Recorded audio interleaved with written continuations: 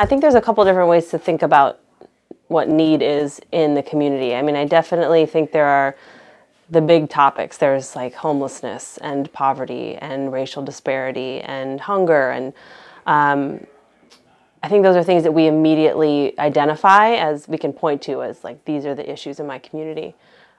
With young people, I often also just ask them, what needs do you have as an individual? Because often those things are like little micro representations of things that are much bigger.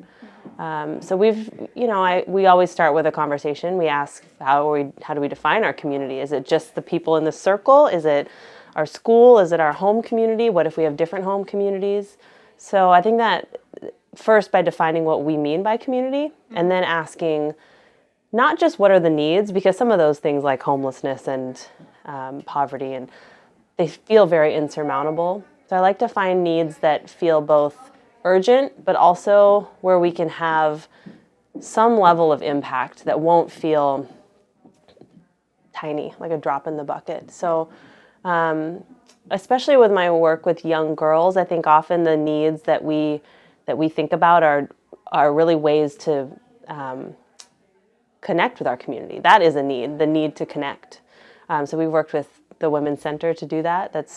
There's a need for just more conversation amongst generations, amongst demographic groups. So we don't have a recipe for it. I think we just talk a lot about what our community is, what the big needs are, what the things are that we can realistically tackle, and then what we want our impact to be at the end of the day.